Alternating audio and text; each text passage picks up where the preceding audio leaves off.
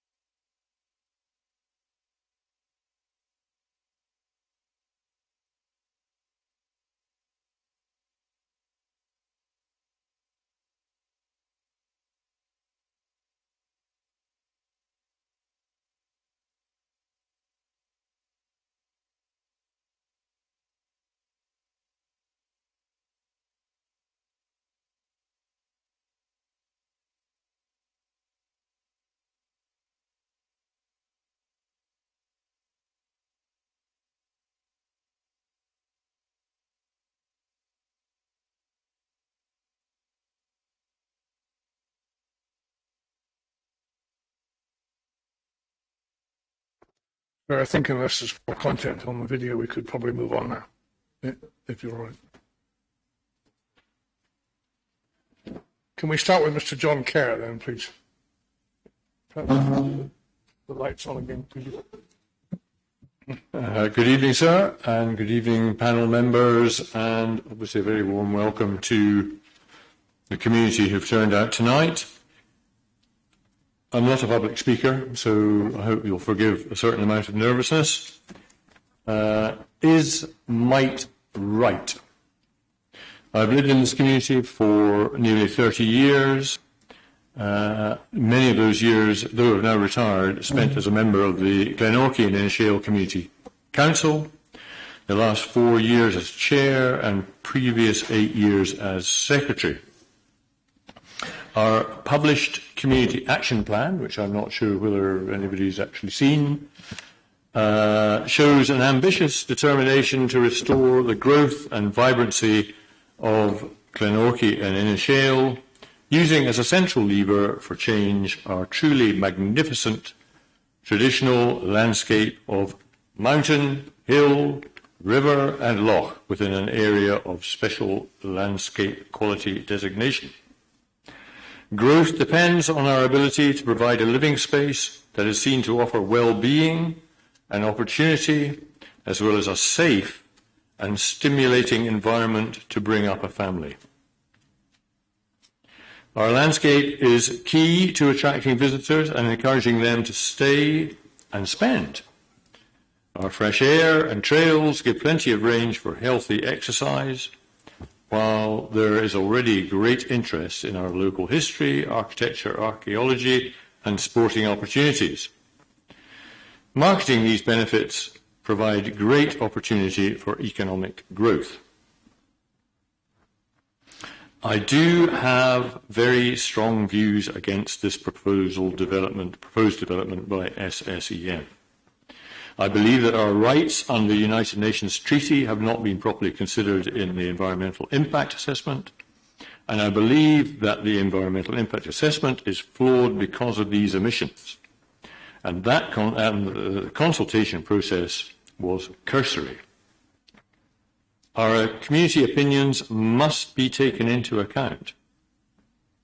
When it was first mooted some 6 or 7 years ago, SSEN's first stab was obviously created by drawing a 6B pencil line between points A and B, crossing the Oban rail line, the 85 trunk road, a golf course, smack through one of Scotland's most photographed castle views, and finally to disrupt historic croftlands and houses in Stramillican. At that time, SSEN were duplicitous enough to publish a pie chart showing that as less than half of the residents had voted against the proposals, it could safely be assumed that more than half, who had in fact not voted, were in favour. Was this a stalking horse, so that SSEN could graciously concede the current proposal from Claddagh to Succoth Glen? I suspect so. Then, of course, the elephant in the room, the Lomond and Trossachs National Park. It has become clear that the longer-term design sees the capacity of the entire line, which currently runs from Inverarnan to Ardlui on Loch Lomond side, will be diverted via Dalmally and Succoth Glen to the Scottish Power infrastructure leading to Glasgow, so that SSEN will have less infrastructure in the national park. I wonder what benefit they will gain from that. But for Dalmally, 13 kilometres of overhead transmission line, 48 shiny steel pylons to almost the height of the Edinburgh Scott Monument, destroying hope for a very rural community that is already struggling. I'm sorry to say that I believe that SSEN have acted disgracefully throughout this process. They have lacked transparency and acted without integrity. Clear examples of SSEN's might is right attitude and the disrespect shown to our community, despite all our efforts, were numerous during this hearing. Their only interest is the lowest cost option, hiding behind their licence obligations, which I'm sure are mostly observed by omission on a day-to-day operational basis. Surely Scottish ministers will view the survival of rural communities as being supremely more important than cost. Other routes and technologies must be considered. Glen is undoubtedly feasible, and Inverarnan Lochy already exists, and therefore creates absolutely no disruption for reinforcement. Finally, and perhaps fundamentally, we must be clear that a reinforcement suggests improving something that is already in place. This is not the case here. This is something completely new. There is no precedent for the applicant's route.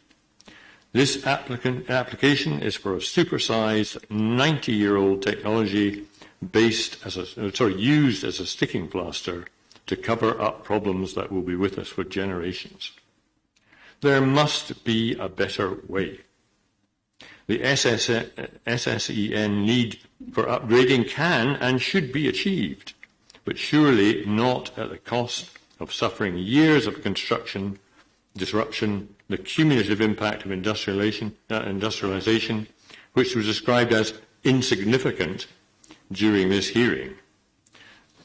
It leads me to believe that basically SSEN think Dalmally is a dump, so they can't make it any worse. Indeed, it is our longer-term objective to have existing transmission infrastructure removed as opportunities arrive. We certainly don't want any more at this stage. It's such a beautiful area, and it will be, if this is approved, it will be a body blow to an already fragile economy. Thank you.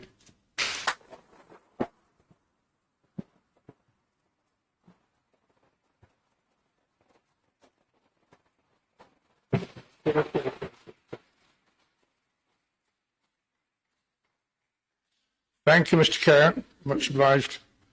So the second witness is Kenneth Black. Good evening, Professor Black. Just because time is slightly against us, could I ask you to take your qualifications as read and start from the substance of the paper? Okay, just to explain to you, the reporter has copies of all these papers. Fair enough. There's one bit from the first paragraph I wanted to say. It's just that I think that there's this idea sometimes that people who are against pylons are also against renewable energy. Okay, get closer to the microphone. Oh, I'm sorry. People who are against pylons are also against renewable energy and all the rest of it. And I'm certainly not in that category. I am very, and I think many people here will love the idea of green energy.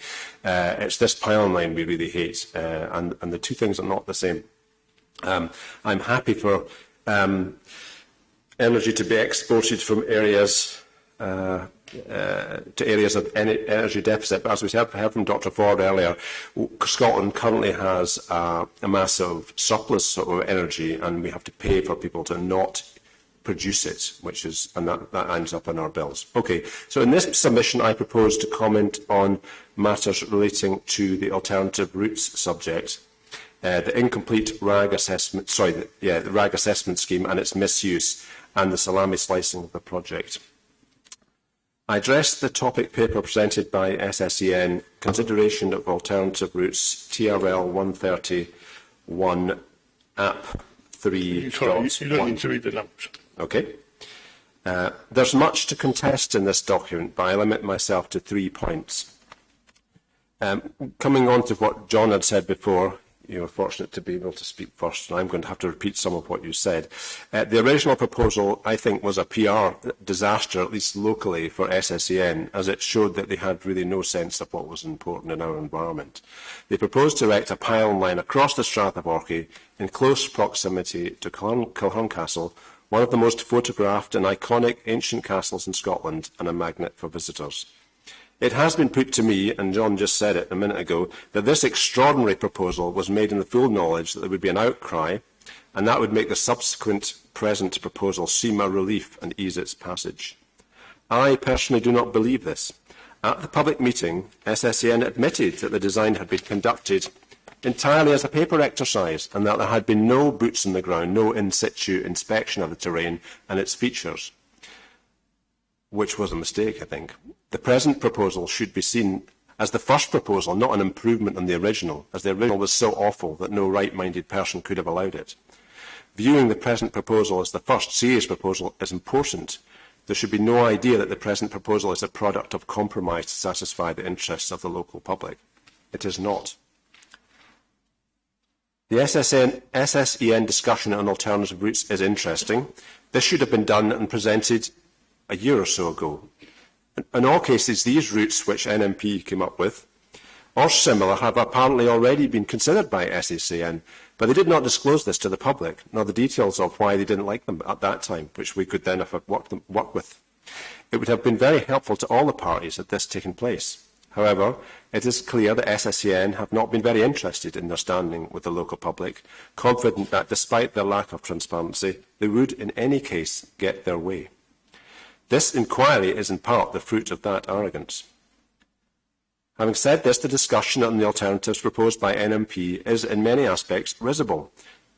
The Glen alternatives 2A and 2B cross an SPA for eagles. Nature Scott, in a personal communication to me on the 18th of April, provided the following comments, and I quote, "We are aware of at least one recent application for an overhead power line crossing a Golden Eagle SPA and requiring a habitats regulations appraisal, including an appropriate assessment. This is the SSEN Sky Reinforcement Project, which would cross the Coolins SPA. Nature Scott provided advice to ECU to allow the HRA, including an appropriate assessment, to be carried out, and the correspondence attaches a letter which provides that advice, from which I quote, "Currently, approximately 22 kilometres of the overhead line runs through the SPA, and there are no known issues with collisions. The proposed application would see 15 kilometres of the overhead line undergrounded, which would remove the risk of collision for that section. For the remaining 7 kilometres, the existing wood pole line would be replaced with steel lattice tower overhead line. The applicant's shadow HRA suggests that adult eagles will have become, at least partially, habituated to the presence of the existing line. Although the scale of the overhead line will change between Lewis and Broadford, we agree with the conclusion of the shadow HRA that this is unlikely to create a significant collision risk to golden eagles due to the location of the line and flight behaviour of this species." Nature Scott then proceed to detail mitigation measures that would minimise harmful interactions with golden eagles. There's nothing here to support the view that the RAG assessment read for SPA necessarily means we have to stop and we can't produce a pile line in a place where there's an SPA. Appropriately mitigated development can and does take place in SPAs.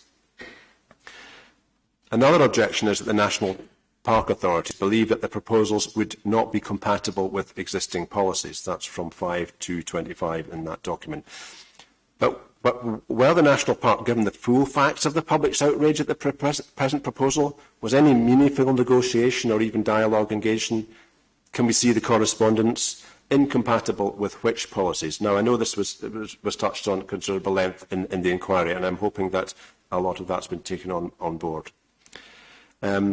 Section 5/2/35 also contains the risible suggestion that the construction of a pylon line up Glen might cause the collapse of the dam. They present no evidence. If they cannot construct a pylon line without destroying a structure that's 133 feet high, 2,250 feet long, constructed of presumably millions of tons of concrete, then they're in the wrong business. There's also much talk of safety risks and engineering difficulties owing to the altitude. However, safety at work standards and techniques have advanced considerably to those in place when the existing SPN pylon lines were built 60 years ago, as has engineering capability. SSEN don't want to seriously consider these alternatives, despite the fact that they minimise much of the human interaction. A key problem is that the RAG criteria only consider environment in a very limited definition and engineering. Modern thinking on development takes an ecosystem approach. This looks at the ecosystem as a whole, including ecological, that's species and habitats, social and economic systems. And in this case, economic doesn't just mean the cost of the pylons, it means the cost to society. This, we call the ESE system. This ESE analysis for the preferred options would likely have a red stop assessment on the social and economic aspects, as the preferred option presents the pylon line to the largest number of people on a daily basis. It causes grief and anger in the local population and has the potential to cause real economic harm, not only during its construction phase, but for perhaps 100 years. Although the costs are greater for using this alternative route, the benefits are not just immediate, they persist for as long as the structures do. And this lasting benefit, when discounted over such a long period of time, makes the difference in investment cost negligible. Red, amber, green are the colours of traffic lights, but traffic light red means you must stop. The R in RAG assessment means high potential for the development to be constrained. This is very different from stop, as despite it being more constrained, i.e. requires more effort and extra time, it may result in a better solution and mitigate the negative effects of the project for many stakeholders. Thus, the RAG scheme is simplistic and is likely to sacrifice optimal long-term solutions for suboptimal quick wins for the developer and persisting losses for the public. Finally, a striking aspect of the SSEN proposition is that this is only a fragment of the whole project. It's not a project. The project is the entire project. The EIA must cover the whole project and not a dependent fragment for it to be properly assessed. We cannot have a situation whereby there is a sense that one part of the project has to be consented only because another part has achieved consent or has even started. One of the effects of this highly unusual and possibly unlawful choice is that NMP and opposition voices from across the project area have not been able to come together to make representation. Together, the communities affected might have been able to have had the whole project subject to an inquiry and been able to raise much more funds for legal representation.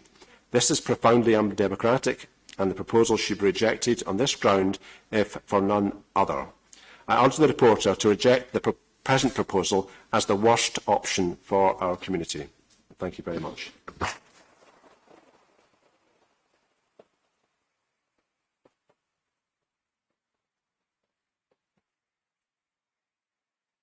Stephen Barkett, yeah.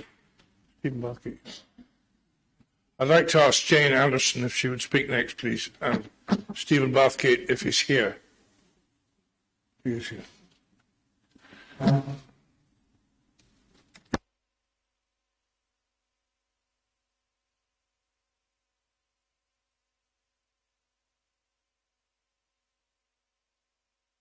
We have an embarrassment of professors this evening. The next witness is Professor Jane Anderson, if you wouldn't mind, when you're ready. Thank you very much. Good evening, David Bouya. I'm Jane Anderson, and since 1998, I have been the proud owner of Lahorn Farmhouse and the surrounding land together with my husband, and particularly proud that we, within our land... Jane, just a little back from the... Oh, sorry. No, not that far. Okay, about here? Yeah, about 9 inches is ideal. 9, okay. We are also the owners of the land on which the monument stands, which you've been seeing. Mr. Bouya, please report to the Scottish Government that I strongly object to the SSEN proposal to erect electricity pylons within the Craigdhu-Dalmally connection project. I object because I believe the proposals would have serious, irreversible, negative consequences, personally, locally, nationally, and globally, and that better solutions exist and must be pursued. We were not born here. We don't work here. We are amongst those people who have made the active choice to invest our most precious time, our free time, our time with our family and friends here in Dalmally. Why? Because of the natural beauty, its uninterrupted vistas across mountains, lochs and castles, because of deep and unique connections with our Scottish heritage and culture, because of the local community, its people, its amenities, because of the rich natural world. Putting all that together means that this place enhances our lives, our physical and our mental health, and our well-being. So what are the personal consequences of this scheme for us? Well, as you will have seen, our entrance gateway into Blahuran is marked as the site for a 55-metre pylon tower, which will irreversibly change the nature of our property and its environment. These huge pylons, associated wires, infrastructure, will forever be in sight from Blahuran, northwards to Ben Cruachan, west to Lochy and east to Ben Louis and beyond. The natural environment around our house and land, around our locality and for our local community will be forever changed. Not only within our lifetime, but the lifetimes of generations to come. And that's not to even mention the damage the construction process will inflict on our roads and our surrounding land. So what about the monument to Duncan Ban MacIntyre, one of the most famed poets in the Gaelic tradition? His work, if you have the opportunity to read it, is a verbal expression of how people experience and live in landscape. His poetry is about place, people, scenery, community, and that's why that monument is where it is, because it sums it all up. He is of pivotal importance. His work directly influences the approach taken today towards the Gaelic arts. So please, Mr. Bria, report to ministers that Duncan Ban is so much more than a local hero. The ramifications of desecrating this panorama extend nationally and internationally into the very heart of Gaelic language and culture. This proposal would change the experience of everyone, visitors and scholars alike, who come here from far and wide seeking the surroundings and legacy of Duncan Ban and his inspiration. So moving out, what about our community? Please, Mr. Bria, remind ministers of the fragility and the vulnerability of the economic and environmental ecosystems of the West Highlands, which are inextricably intertwined. The resilience of the small Dalmally community depends on its natural resources and its attractions. Once these are damaged or destroyed by this project, that pivotal source of resilience will diminish, profoundly damaging the fabric of the local community. Please, Mr. Bria, tell ministers that the people of Dalmally are already living with the terrible consequences of harmful energy planning decisions. Pylons erected in the 1960s loom over houses, the shop, the primary school, disfiguring the local environment. That no lessons have been learned from this terrible decision is extraordinary. To be repeating these same mistakes all over again in another part of the village and its community is a travesty. What about wider concerns? Of course, energy sustainability, safeguarding our natural environment and our climate are the critical existential issues of our time. Scotland is a world leader in the production of sustainable energy. Scotland has world-class, superlative natural environments. But, as we have heard over the past few days, Scotland is very far from being a world leader when it comes to exporting energy. And across Scotland, as here in Dalmally, the process of exporting sustainable power risks desecrating the natural environment. It is the equivalent of killing the goose that lays the golden eggs or melting down the family silver. Here, surely, is one of the greatest opportunities for SSEN and for Scotland to demonstrate leadership for this delicate balancing act that could inform future projects across Scotland, across the UK, across the world. Let's think about cost versus value. Although there are short-term financial concerns that the undergrounding of routes of transmission or choosing a different path may be expensive, But those costs will pale into insignificance because the value will be immense. There will be far fewer adverse consequences. There is potential for everyone to benefit. So, done well, Craigdu-Dalmally Connection Project could be a demonstration, could be an exemplar of how we get this existentially critical issue right for us and for future generations. So, Mr. Buller, you have the responsibility to recommend. Please recommend to the Scottish Parliament that this damaging, destructive, divisive project must not be allowed to go ahead when there is so much at stake and when other sustainable solutions exist. Thank you.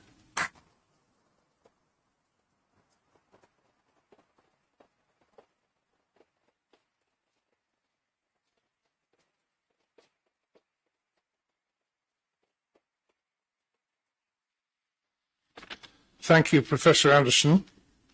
So the next witness is Stephen Bathgate. You'll remember that initially he tendered a longer statement, which was the subject of correspondence between us. And if I could ask you to read the shorter statement, Mr. Bathgate, I'd be grateful. Thank you. Yes, thank you. Can you hear me okay? Okay, great. Right, thanks. My name is Stephen Bathgate. I've lived in Dalmally for around 5 years, moving to the village from Edinburgh. I was attracted to the area because it's rich in forestry and multiple hill walking routes, and I've got ties to family history. I work as a forest scientist, advising policymakers and forest managers on integrated geospatial approaches to optimising ecosystem services across the UK, and I like to emphasise tonight I'm here in a personal capacity. So, with that in mind, I'd just like to move into the introduction and talk about the areas my statement is going to focus on. Firstly, the landscape impact of the individual towers and the scale of those at various locations. And secondly, the risks of cutting new edges in mature forests that may encourage more clear felling and more forest removal in the area, further blighting the landscape around us. As one of the most scenic environments in Scotland, the area of Argyll hosts Lochy, the largest freshwater loch in Scotland, and the adjoining Cruachan range with 4 Munros is celebrated for their views to Glen, Glen Lochy, Loch and Loch Etive, an incredible panorama encompassing diverse landforms and uses. Set against this are the threats of increased industrialisation.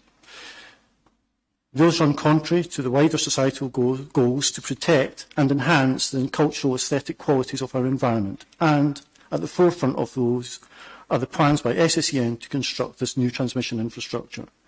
This area of Argyll is also on the main route to Oban, and one of the first views of the Cruachan mountain range heading west by road or rail is this iconic panoramic view, which will be significantly degraded by the additional towers and transmission lines being proposed between Stonehill and Lochy. So, looking at the visual impact of the existing infrastructure and the new infrastructure that's proposed, we know that the existing towers are already a significant feature in the landscape. Even set against the backdrop of the current forestry backclothing, they are clearly visible at a distance of over 1,500 metres alongside the cabling. Proposals outlined by SSEN will use substantially larger towers than those present, a potential height of 55 metres versus the current average height of 40 metres. I was able to conduct a viewshed analysis to ascertain the visibility of the proposed new towers in the context of selected viewpoints, including historic monuments, mountains and villages. And so, to give you some numbers, Ben Cruachan, from the summit, 15 new towers will be visible. Dalmally, which is actually located within the Loch Lomond and Trossachs National Park, 10 new towers. The Cladich Village, 6 new towers. Dalmally, 8 new towers at least. Stonehill Car Park, 11 towers. Kilhun Castle, 10 towers. Duncanban Monument, 36 new towers. That's Scott Monument equivalents nearly. 36 of those. And St Conan's Kirk, 14 new towers.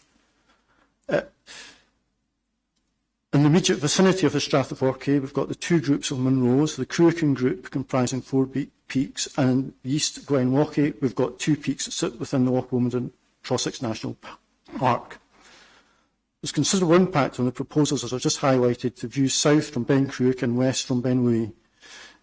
Both ranges are very highly rated in walking groups, more so, in fact, than many that are more closely situated within the walkable moment to Trossachs National Park. At low altitude, you may already be aware that the views are extensively compromised in the Strath of Lochy with existing transmission infrastructure, and those will be further polluted both from road and walking routes. Given the altitude of the mountains, they will look down on the proposed developments, so as well as the towers, many of the associated linear features such as roads and other infrastructure required to access through the forest walks will also be visible. In terms of the historic environment, the Duncan MacIntyre Monument, St Conan's Kirk, Kilhern Castle are three examples of historic buildings with notable viewpoints in the region. Each is significantly impacted by the proposed route. The Duncan Monument most impacted, with over 70% of the proposed towers visible to varying degrees, including views over Forest, Lochaw and toward Benway. St Conan's Kirk has a stunning viewpoint over Lochaw, which will be significantly impacted, and similarly Kilhern, as we've already heard mentioned, is one of the most photographed castles in Scotland, will also have its views diminished. In terms of visitors and travellers, anyone travelling on the A85, A819 or the railway lines, which carry the majority of the visitors to Oban, will see this infrastructure. The Cruachan Massif is one of the most notable views as people enter Argyll, and it will appear further industrialised with additional transmission infrastructure visible directly from road and rail on both sides of the valley. Assessing the impact along the A85 and railway during the course of the journey through Strath of Lochy and Lochaw, an additional 35 towers will be visible. Moving on to some of the considerations around the forestry and habitat, the environmental impact assessment from SCCN acknowledges that approximately 12 hectares of ancient and semi-natural woodland and around 50 hectares of productive conifers managed for productive timber objectives will be removed as part of the proposals. While the quantities of forest removal are small in the context of Argyll, the removal of significant components of ASNEW locally within forest stands where the woodland provide natural assemblages of associated species contributes significantly to the overall biodiversity of the forest area.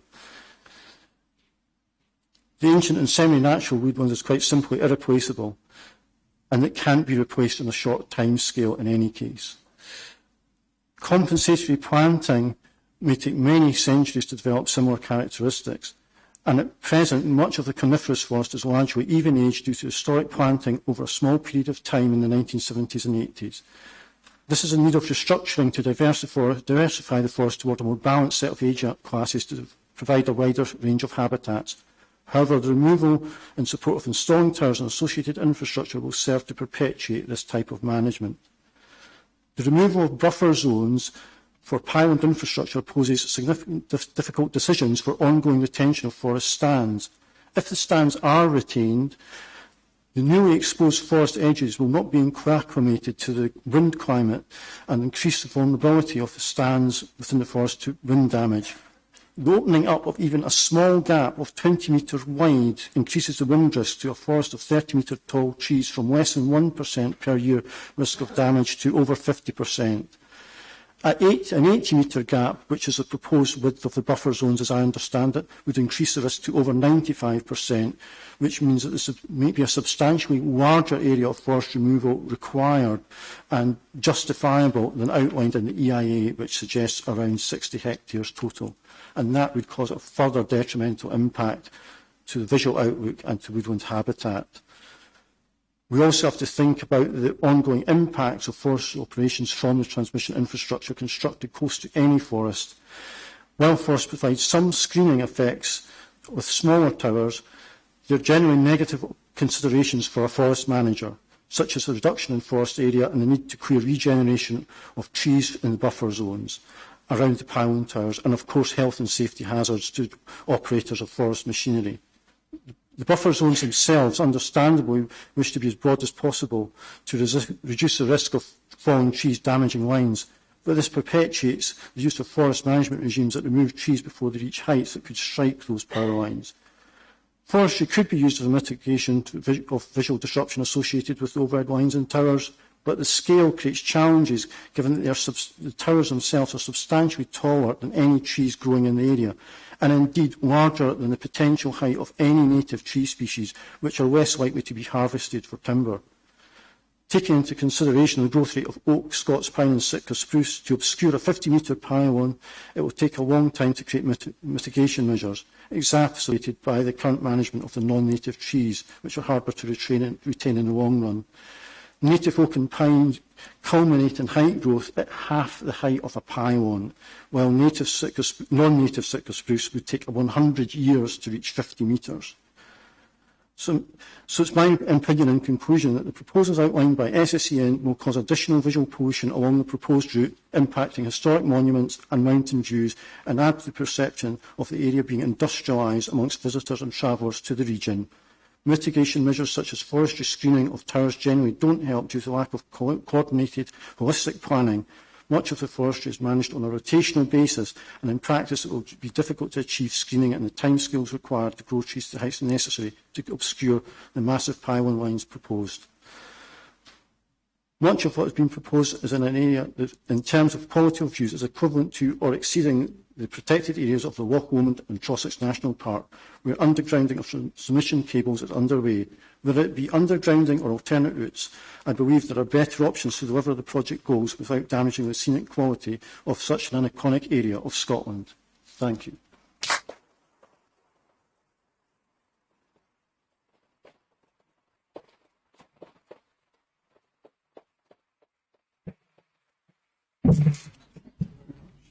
Mr. Bathgate, could I ask Lisa Beckett and Alexander Beckett to come up now, please?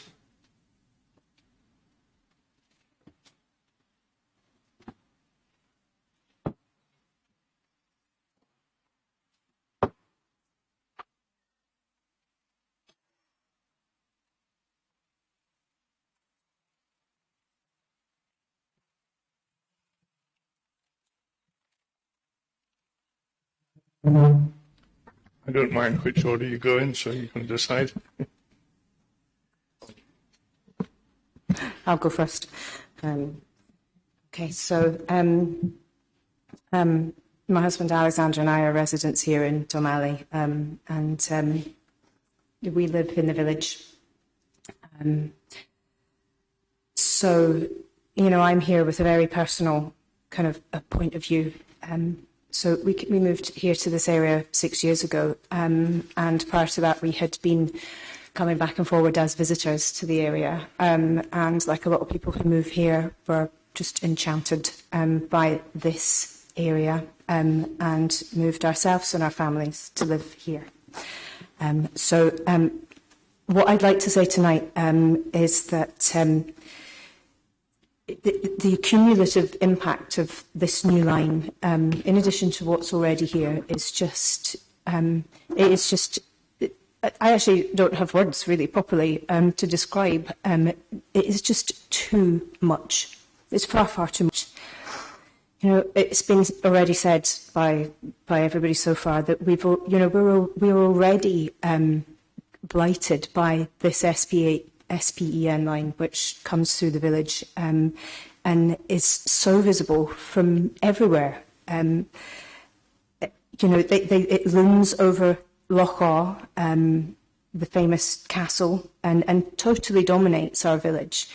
You know, it's already a massively industrial kind of village because of these lines. Like I said, we live in Glen just up here, and I don't know whether anybody's gone and walked up the street there and seen the pylon, which is metres away from the primary school, and our house is directly opposite it. It's a 40-metre pylon, it's 10 metres from our garden, and the kids play football underneath these lines. You know, in the winter time when it's wet, you can hear them buzzing. You know, that's how close they already are to our lives. You know, the very fact that this is already the case and it seemed to be perfectly okay it's utterly unfathomable. And I am outraged that when we already live with so many pylons, we should be expected to accept even more.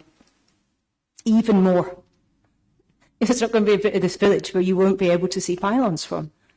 No matter where we go, we're going to be completely surrounded by them. But there's other implications, other than what we have to look at. This area is already experiencing rural decline, and year on year, the population is dwindling.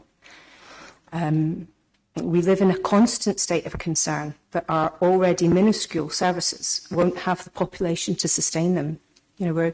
Every year that goes by, we're losing services because people are leaving. Already, they're leaving. It's not easy living out here for lots of reasons, but the benefits of living in such beautiful surroundings makes it worth the effort. My gravest concern is for the future of our school. It's a little school, so we've got 30 pupils, roughly. It needs a constant intake of new pupils to remain viable. But if this new line goes ahead, why on earth will families want to come and live here to endure the difficulties of living remotely when the principal reason for doing it and raising families here is gone? Our landscape, our children's future, just despoiled for the sake of SSEN profits. We teach our children not to ruin the countryside, that they should be respectful of the landscape that they live in and treat it with care and with concern, and that they should always leave no trace of where they have been, regardless of how profitable or convenient it might be to do otherwise. And I just think it is disgusting that SSEN should not be held to the same standards as our children. How on earth can we teach future generations to be proud of their country and have faith in a Scottish government that allows such hypocrisy? In addition, and rather sinisterly, in my view, my experience of living here and listening to my neighbours talk about the existing power lines has led me to the opinion that this community has actually been gaslit into believing that this is perfectly acceptable for people to live with pylons surrounding us and electricity flowing directly above our heads. And moreover, if we don't agree wholeheartedly with that, then it is this community and not the power companies that are behaving unreasonably. And here's how that goes. This is what it sounds like. After all, we all rely on electricity, and after all, the pylons were here before the housing development was built. So obviously, when we chose to come and live here and chose to live in Dalmally, we were also choosing to be quite happy with these huge towers, spoiling the value of our beautiful area. And now it feels uncomfortably like we are again being groomed into agreeing with SSEN's assertion that there is no alternative to the positioning and overgrounding of this new line, even though we're all well aware that in the 55 years since the houses in Glenview and Scott Terrace have been built, that it has become perfectly possible to make our need for an electricity infrastructure compatible with the lives of the people who have to live beside it. It seems clear that SSEN intend to capitalise on the fact that people here are already used to living in close proximity to these ugly structures, and that we all who live here must go along with it, believing this purported message that this is really all for our benefit, and simply allowing ourselves to be exploited for SSEN's gain. So I deeply and profoundly object to this proposed line. In my opinion, it's an absolute outrage that we should be subjected to more pylons, further ruining this spectacular area for our children and for future generations, and for the future of our community. It's my opinion that it's a travesty that SSEN should be allowed to tell us that it's unavoidable. Thank you. Thank you.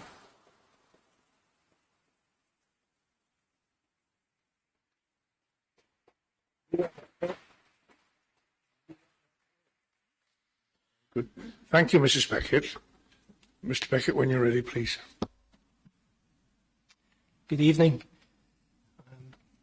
I moved to this area a number of years ago now, and I must be honest that when my wife told me there was a 3 minutes past 6 train I could catch every morning to my job in Glasgow, it wasn't the selling point for moving to this area. No, it was the natural beauty of this area. It was this wonderful community. It was the fantastic primary school that my children attend. The spectacular scenery and community that me and my family have the pleasure of enjoying and being part of here in Dalmally makes the long commute easy to bear.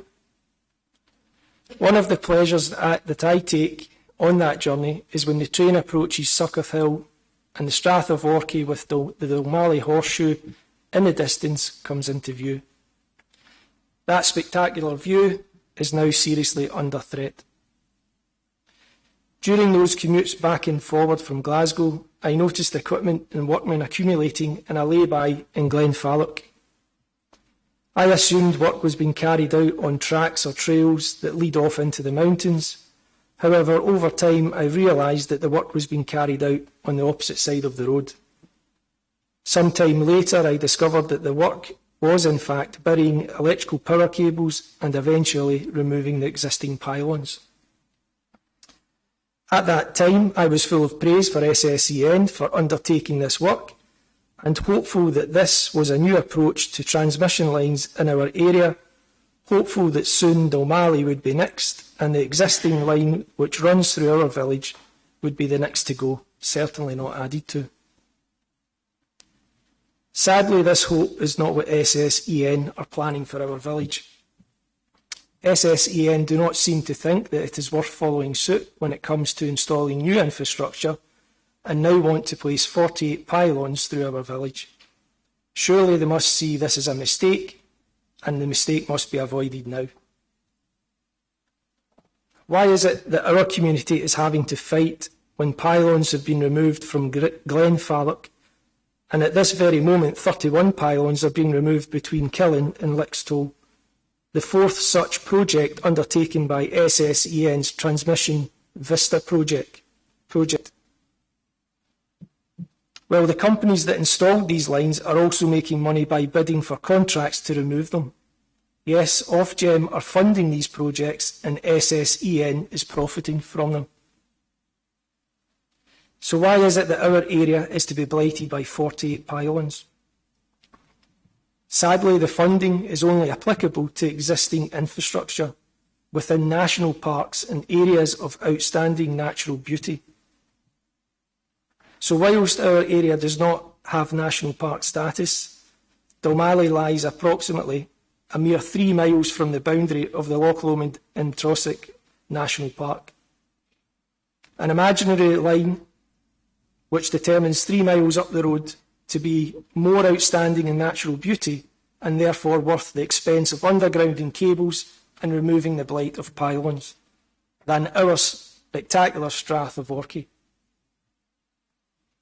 Whilst SSEN don't seem to care about the views of the residents of this area, I commend Argyll and Bute Council for rejecting this proposal and for standing up for its constituents, and I can only hope that the Scottish ministers who will make the final decision on this proposed transmission line will too. I would hope that the people of this beautiful area who vote for them, pay their taxes and put so much effort into maintaining this community so that it is a place that people want to visit, work and live, are given as much priority as those trees within the invisible line that marks the boundary of the national park just 3 miles up the road. Thank you.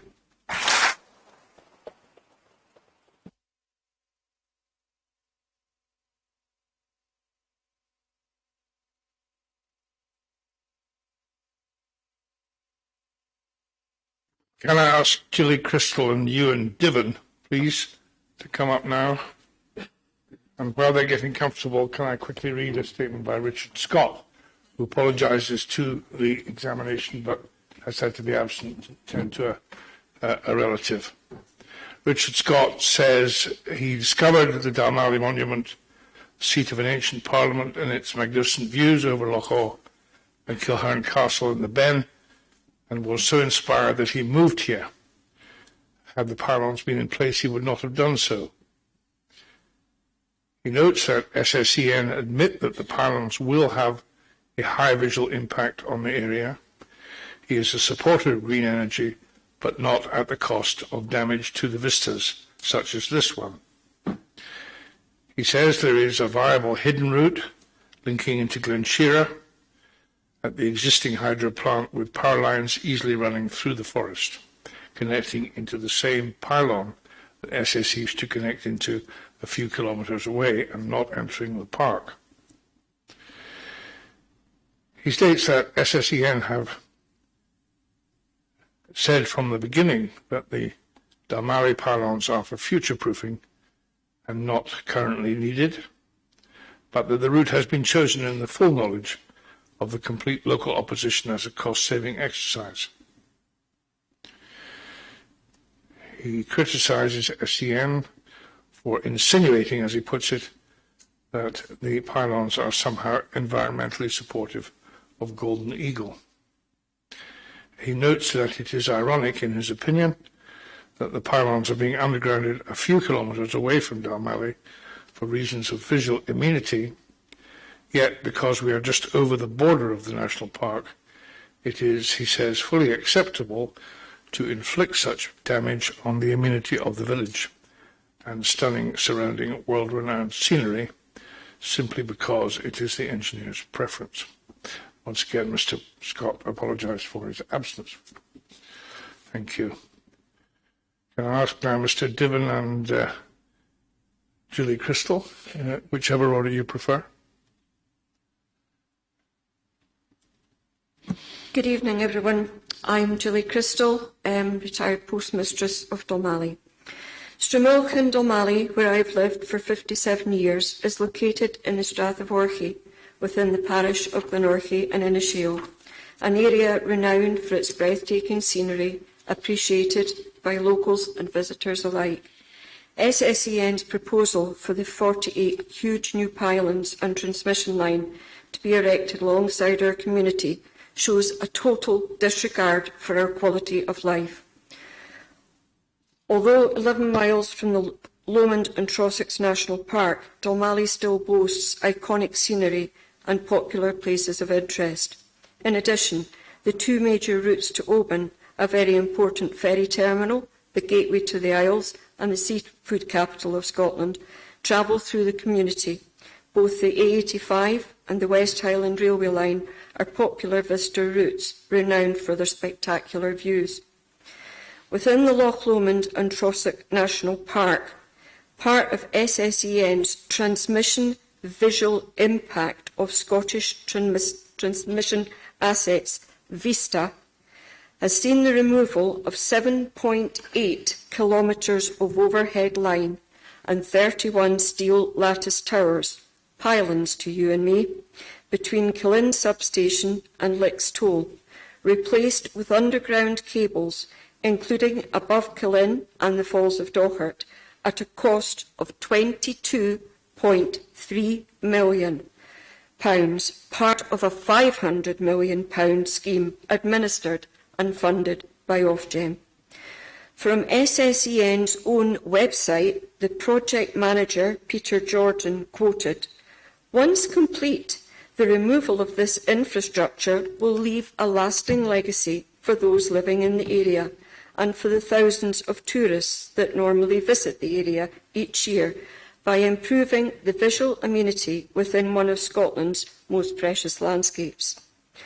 Also, the removal of two sections of 132 kilovolt overhead line and undergrounding of 4.5 kilometres between Derry Darragh and Creanlarich near to Glenfalloch, as well as 3 kilometres between Sloy Dam and Sloy Power Station.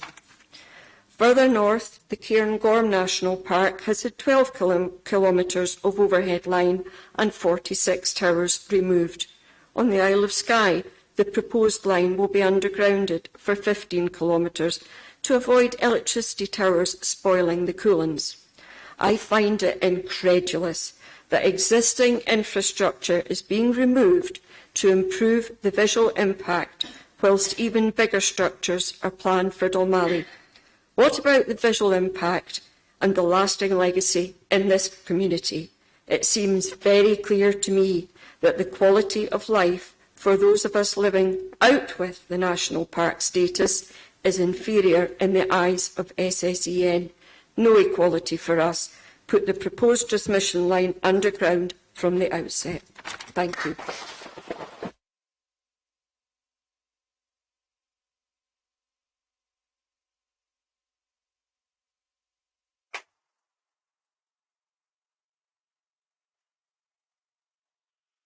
Thank you, Ms. Crystal. And Mr. Diven, before you read, I think we have you to thank for the video. So if you have any questions about the video, then this is the man to ask.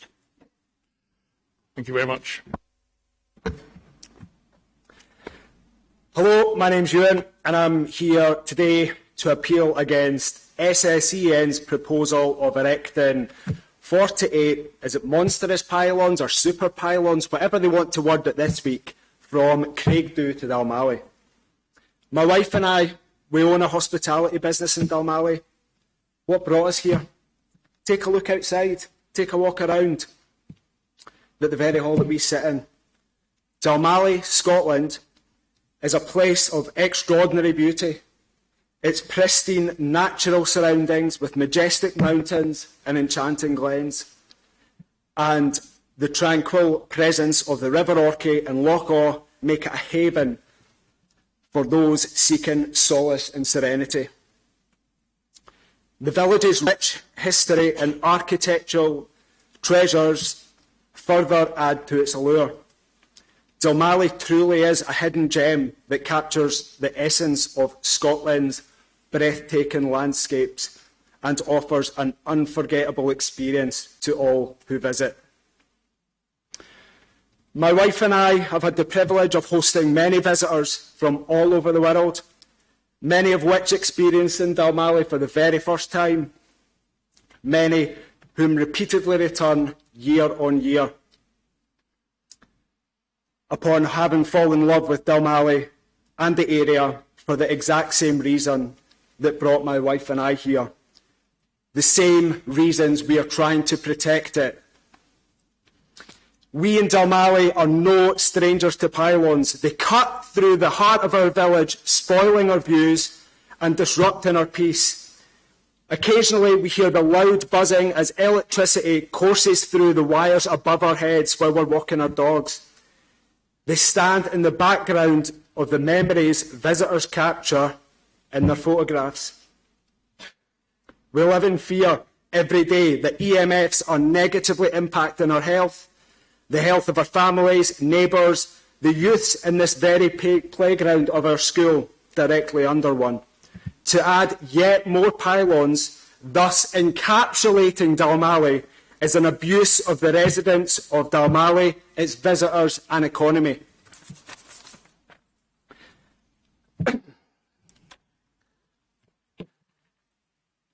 In my opinion, one of the most impacted areas of this proposal is the site of the Duncan Ban McIntyre Memorial.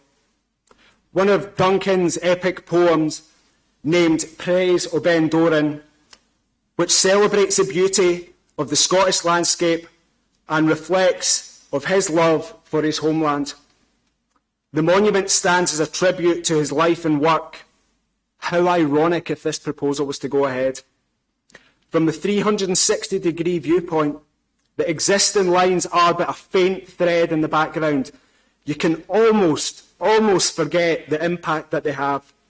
If this project goes ahead, that changes everything. In this proposal, SSEN's pylons are tall and imposing structure that will significantly alter the visual landscape. We live and share our home where natural beauty is highly valued. The majority of our visitors come to seek in outdoor pursuits, fishing, cycling, hill walking, wildlife, landscape photography, kayaking, stand-up paddleboarding, stalking, wild swimming, golfing are just a few to mention. The presence of even more pylons would be seen as an intrusive and detrimental to the aesthetic appeal of our surroundings. A few short miles down the road, pylons are currently being removed due to the exact same reason. Perhaps for some, it's not enough to say we don't like the look of them. However, this goes far beyond the visual impact alone. Not only will SSEN's proposal impact the character and integrity of our landscape, but it poses significant threat to the local economy, which is already struggling to bounce back after significant damage caused by recent external factors. Tourism and recreation. Pylons detract from the natural beauty and appealing of our village that so frequently attract those to that enjoy the outdoor pursuits and tranquility. This will discourage tourists from visiting our area, resulting in reduced revenue of local businesses and fewer job opportunities. Small business viability. The presence of pylons deter entrepreneurs starting up or even expanding businesses in the village. Limited economic activity will lead to reduced customer base, limited job opportunities, and an overall stagnation of our local economy. Perception and image. Pylons give the impression of an industrialised or less desirable environment, or even an unsafe one. This will deter businesses and investors, skilled professionals, from relocating or establishing themselves in the area. Property values. Research proves pylons are seen as a visual blight and health risks. Home buyers are hesitant to purchase properties near pylons, leading to decreased demand and lower property prices. The applicant goes from legal battle to legal battle, with communities to get the cheapest option available to the detriment of our village. If I was to operate my business in such manner, I would not be in business. SSEN have failed to listen to us via the few and far between consultations held with our community. No matter how colourful, cheery, glossy and misleading your brochures are, I formally reject SSEN's Craig Dalmally proposal. Our community will not be silenced. No more pylons in Dalmally.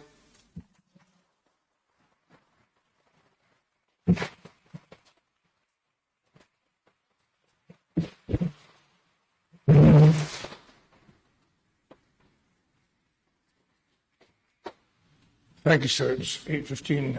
You don't need a break, do you? You can crack on. I'd like to call down Clive Anderson, please, and Richard Field.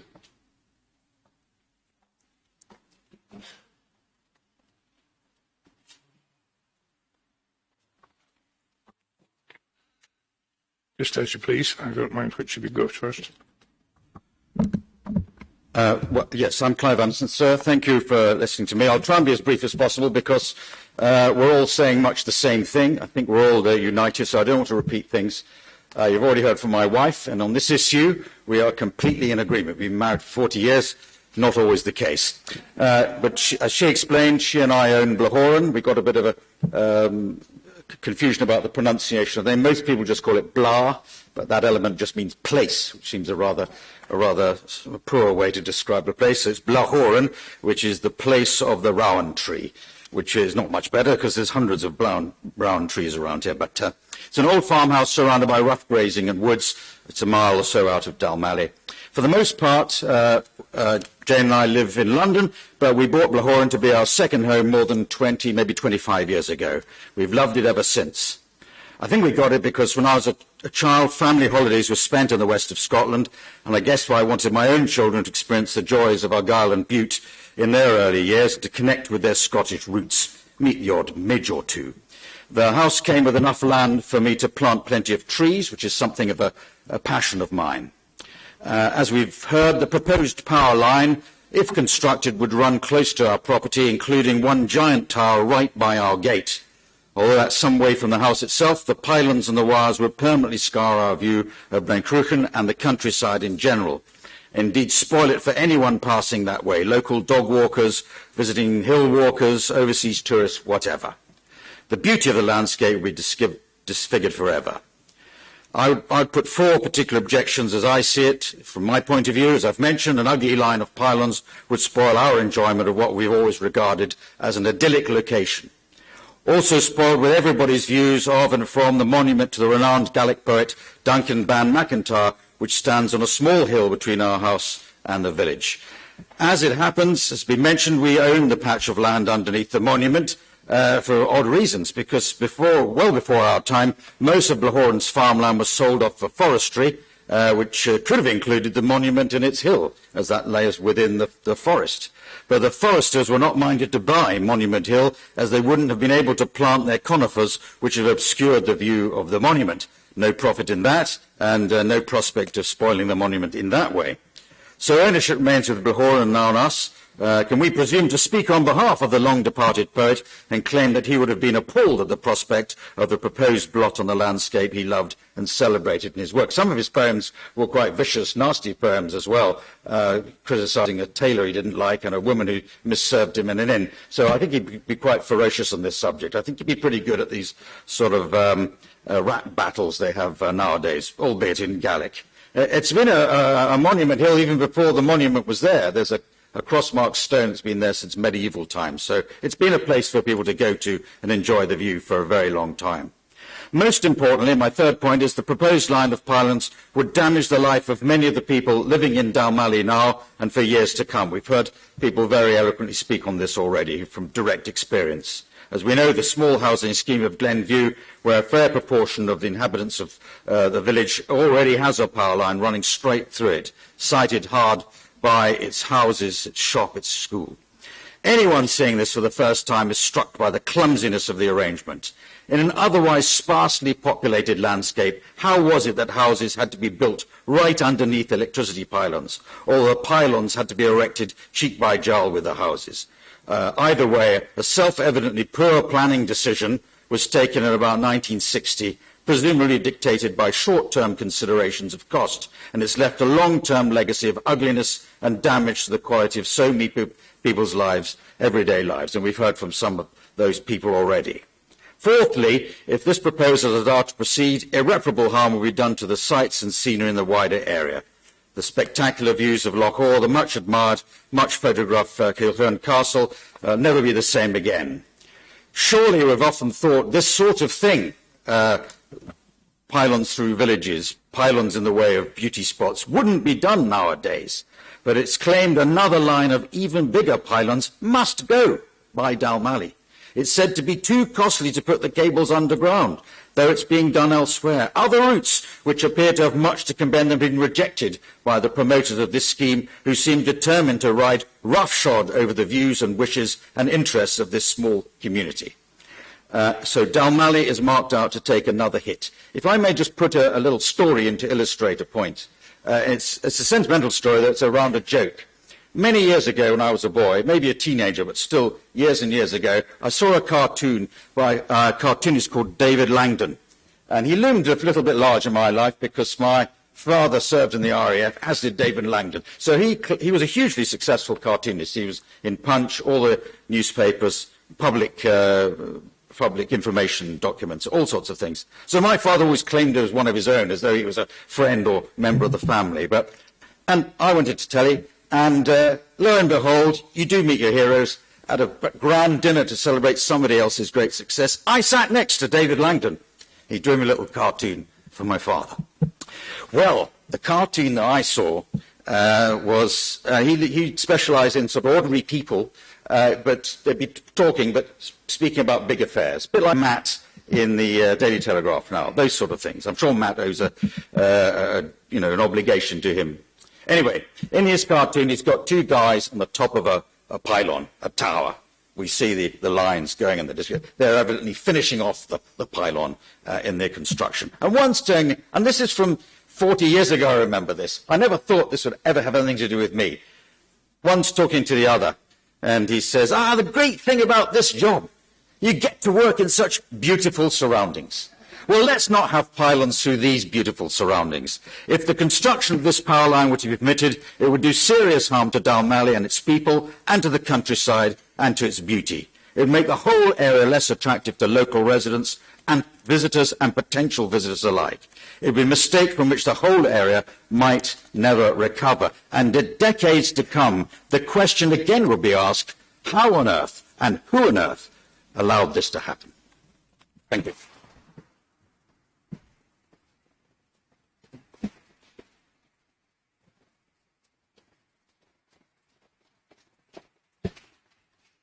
Thank you, Clive. And Richard Field. Just in your own time, Mr. Field. Good evening, Mr. Booyer. Good evening, one and all. We all know this project is an abomination. Everybody in this room knows that. Some of us aren't admitting it, but we all know that. My wife and I put together this deposition a couple of weeks ago, so there'll be a little bit of repetition, but I'll try and cut down on that as far as possible. So my name is Richard Field, and I moved with my wife Alex to Dalmally in January 2021. Our main objection to this planning application is the damage of the proposed project to the character and appeal of the local landscape, which we've explored through walking and cycling over the last 2.5 years, on which the local community depends. We moved here because of the beauty of the landscape, and we love living here because of the location's character and history. I've written "we think," but we know that SSEN have disregarded this and the views and concerns of the local community, treating it as an empty space, maybe a brownfield site in which to put up pylons.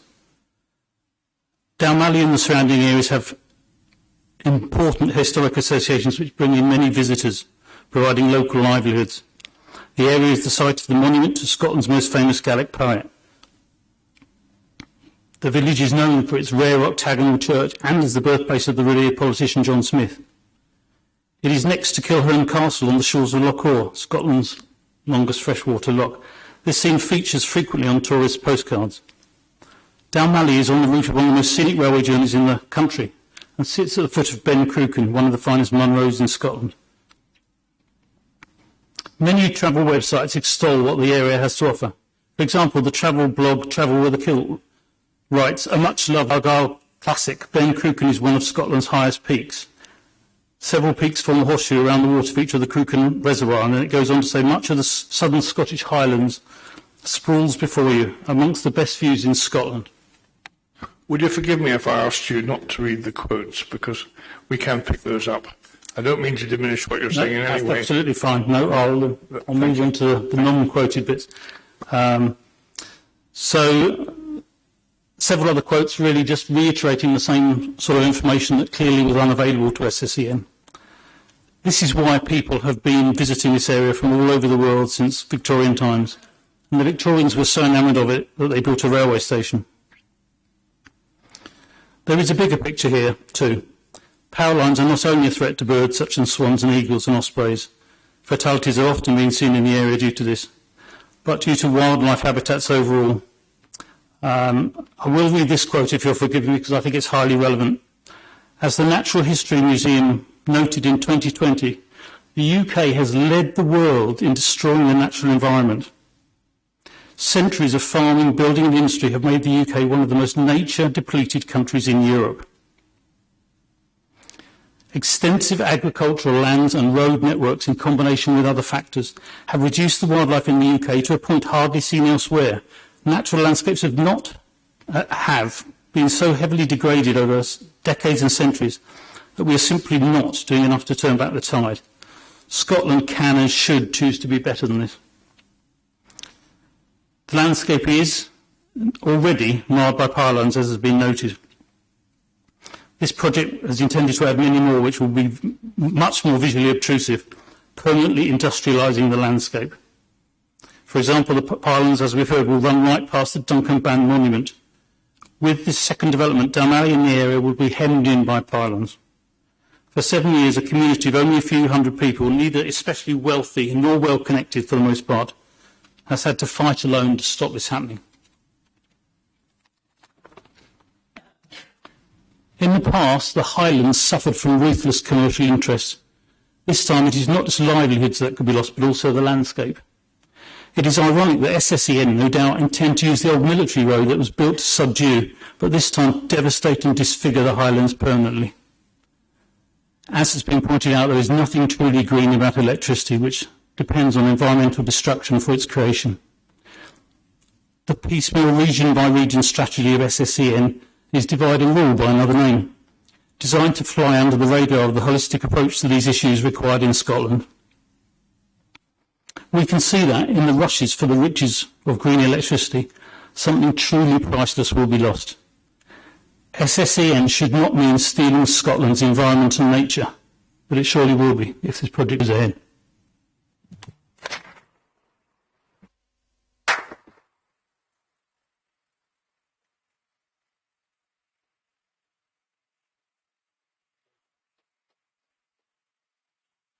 Thank you both, unless you have any questions. No, I was just going to say, should we have a 10-minute break? It's 8:30, so till 8:40. 10 minutes. I'd like next to have Suzanne Anderson, please, and Sue Bell, but after the break, if you don't mind. Thank you very much. I've got Suzanne Anderson and Sue Bell. Ladies, whichever order you prefer, please. Hello, I'm Susie Anderson, and I've lived in this area for over 13 years. In fact, me and my kids have lived here so long that my kids don't really remember living anywhere else. And when we first moved to the area, we lived down the Cladich Road, and then eventually we moved into the old village near the monument, and now we live under that pylon over there. People come from all over the world to visit this area for our lochs, the castles, walking, sightseeing, fishing. We even have some incredible international filming. We've had Star Wars and Outlander. We've got some incredible and famous landscape photographers, painters. So I'd say that this is a special place. It's an incredibly special place. And that's not just for me, and it's not just for the people in this room and the other local residents, but there's a worldwide community who follow the All About Dalmally page, who know about this place, who recognise it, who've visited it. And the number of tourists that come through here, stay here and revisit this place, tourism accounts for about 15% of income in this area. So it's incredibly important for our economy, as well as for the well-being of everybody who lives here. Throughout this process, SSEN have positioned themselves as being sympathetic to the community, to the landscape, and have stated that this development was necessary because the country needs more energy. And they've spoken a lot about how important transmission of renewable energy is, and pages of government policy on the climate crisis. But the thing is, we don't actually need lectured on this.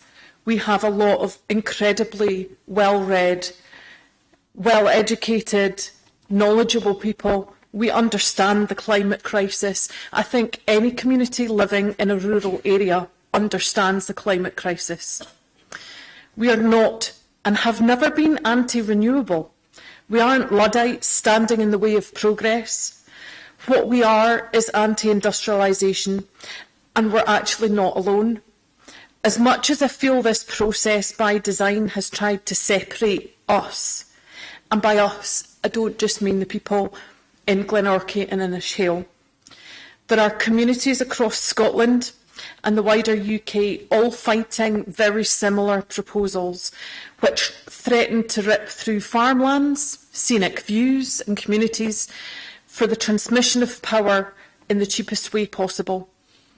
We are a tiny community, and it has taken us everything to stand up to this. This is a failure of democracy when SSEN can fill our village halls with staff and helpers, while we need to desperately fundraise with such a small number of local residents to get the legal counsel we're actually entitled to. and we deserve. If the proposals had been put forward for the whole project together, it would have been easier for the communities to unite, and not in some nefarious way, but to have that kind of genuinely open discussion with SSEN to find the right way forwards. We would have had more faith when we were talking to them about what is actually required and what the constraints are and how we can do it in the most sensible way possible.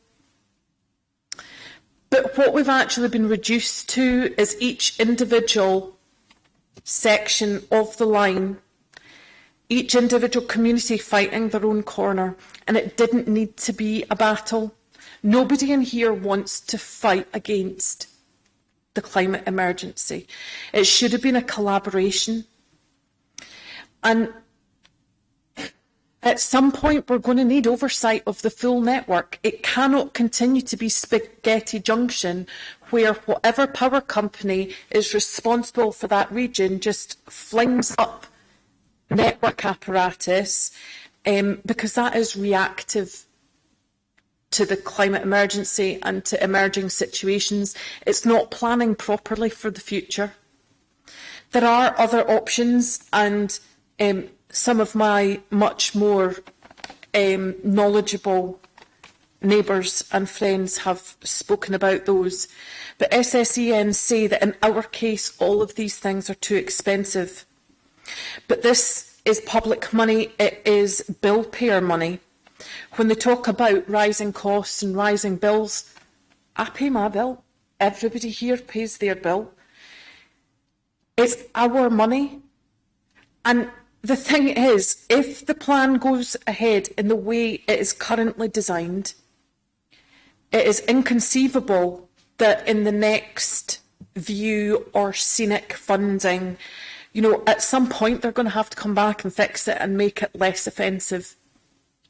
So it'll be our money being used again in a few years or a decade to fix all this mess, instead of just doing it right the first time.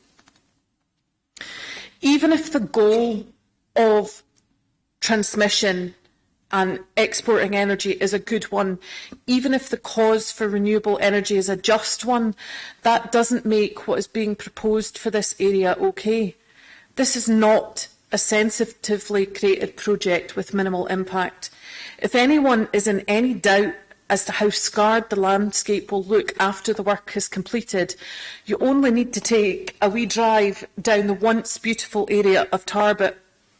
It's a little fishing village further down this proposed line that our section of the line is proposed that we connect into. Now, I did do that little drive not that long ago. During the inquiry, SSEN have also mentioned multiple times the Bewley-Denny line when they were giving examples of something. And to be frank, I was actually quite taken aback, because the Bewley-Denny line, if you don't know, Google it, it is universally seen as a monstrous disaster. There were so many objections, and it was ploughed on ahead anyway, and it is horrific. So for them to use that as an example, I don't think it did them any favours. But coming back to Tarbert, there are giant pylons cutting through the landscape. They are not hidden. They march right along, and sometimes on a skyline. You can't miss them. It absolutely cuts right through. They're very obvious. There is no way that any backcloth is going to screen them. Yes, they're metallic and they're grey, but you can see them. There's nothing sensitive about them. So why would we expect it to be anything other than more of the same in our area? We have to find an alternative. The scale of this development is nothing short of industrialisation. Our views are some of the most photographed in Scotland, used in international filming. And yet we've now got a private organisation spending bill payer money to effectively wreck it.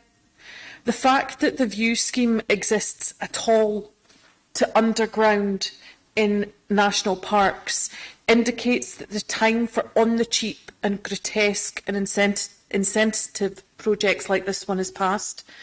If it was unacceptable to have pylons through a national park, why are they proposing to make the same mistake again? Back when this village was built, someone had a very clever idea that a string of pylons was just the kind of thing that children and young families would love to see and live under on a daily basis. By the way, that is sarcasm. It seems absolutely crazy now, but that was back in the 60s. Are we really saying that we still don't know any better, that we still can't do any better than mess up our wild spaces and beautiful landscapes just because we can't be bothered to look into alternatives? Thank you.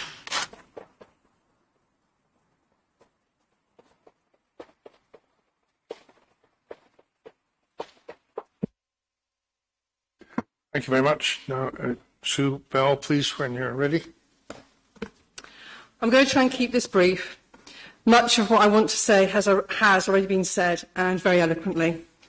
Okay, so my name is Sue Bell. I've been visiting Dalmally since the 1980s with my family, and in 2017, my husband and I relocated to this area. In a former life, I was deputy head in a large urban school, and more recently, I've had the privilege to work in the small but very wonderful local primary here in Dalmally. I strongly object to SEN's proposal on the grounds of exploitation of the area and therefore the people of Dalmally. And having listened carefully to the inquiry over the last 3 days, I'm even more certain that this proposal is about profit. Profit for SSEN shareholders and exploitation for our community. I think there was an expectation that our little community would roll over and accept it. But we won't, and we don't. We will not benefit from this development. The implications for us are grave. Dalmally is a small village, which, if this proposal goes through, will be dominated by electricity pylons. This has the potential to damage our already fragile economy. We are not a wealthy village. We struggle. We rely upon visitors to the area to boost what economy we have. People will no longer wish to visit our village en route to the Highlands if it is blighted by pylons. As one local resident said to me, who want to visit Pylon Valley?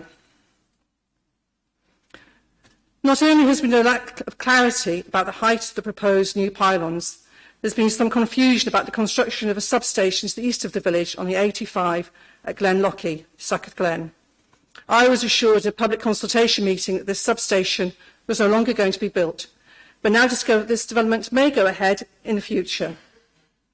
This would result in the area being surrounded by, I think it's 3 major switching stations, thereby increasing the impact of Pylon Valley. We've already talked about the fact that this small area, guest houses, Airbnbs and cabins thrive, attracted to by the castle, by the mountains and by the lochs.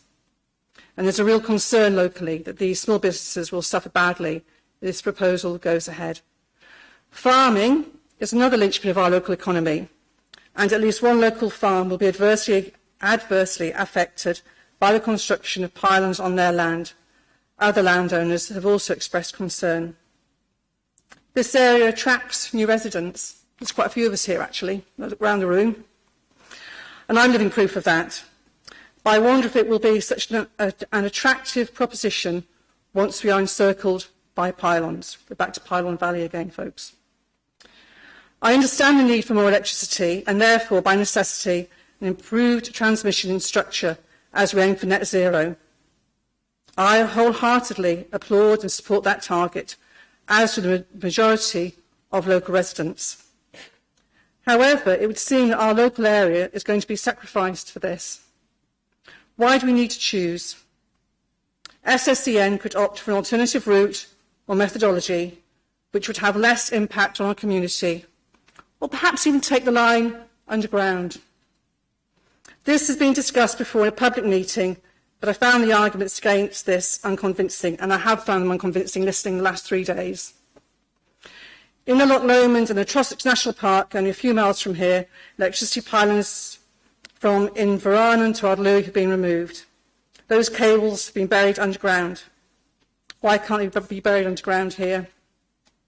Is the geology so very different, I wonder?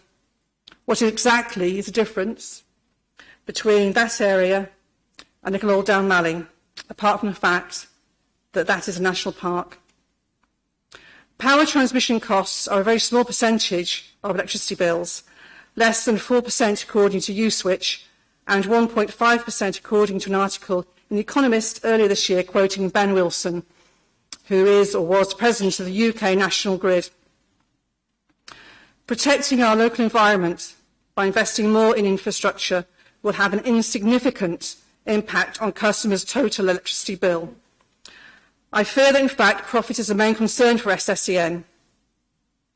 Let us be clear. I have come to the conclusion that SSEN have chosen a particular route because it's easy for them and it is a cheaper option. It's about maximising profits for their shareholders with little or no regard for the quality of life of the residents of Dalmally or their economic well-being. Thank you.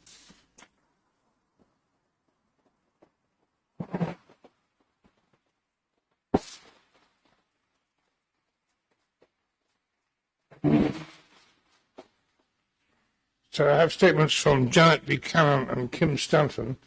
Miss Buchanan is a resident of Arbrecknish on the Loch, further down on the left-hand side, and she talks about the impact from there. She's absent tonight and apologises to you. Miss Stanton is a resident of Sean and talks to the same effect, but also with an increased emphasis on outdoor recreation. With your permission, I won't read those because it's coming up for 9 o'clock, and I think we need to look at the time a bit more carefully. So I'd like to call John MacDonald, Isabel Livingston and Sue Rawcliffe. That would be the end of the matter, I think. So Mr. MacDonald is there, and Mrs. Livingston, when you're ready.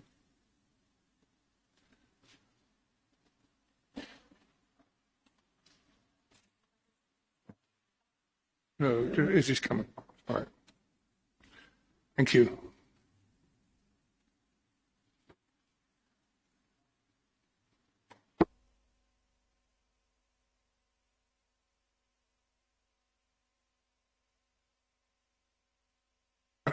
When you're ready, please. If you press the button on the microphone, please. Good evening, everyone. I'm John MacDonald. I live at Succoth, just outside Dalmally, and we've been here for almost 30 years. So I'm going to echo, to keep things short here, I'm going to echo all of the previous statements that people have made. Yep. Okay. Hear me okay? Thank you. So I'm going to echo what I've heard from my fellow members of the community tonight. It's been really well put. I'm not going to repeat that. I'm going to give a shout out for the forest at Succoth, though, obviously. Caledonian roots, providing a track well worn by climbers and walkers drawn to this area from across the world. And you've heard really clearly all of this in danger by these 48 giant pylons. And this electricity substation, you know, it was in, it was out, it might be back in the future. We've heard it's the size of 5 football pitches. We're not, you know, how did we get to this point? Here tonight, and we don't know, we're not clear as a community if that is actually the case. Do recognise the need for infrastructure and accommodating new power. I'm super excited about Scotland's renewable energy potential. It's fantastic. And I hope and pray it leads to lower bills. Who knows? But having that infrastructure has to be carried out with the local environment in mind and the local community. You've heard Dalmally village and its environs have pylons running through it to create this second set. Really, it's a nonsense. We need to stop that. And it doesn't have to be so. You've heard how the line could be hidden. It could be buried. It could be rerouted. And this would avoid a negative impact on our local farmers, as well as being more resilient to adverse weather conditions, which have caused power outages here and in other parts of Scotland.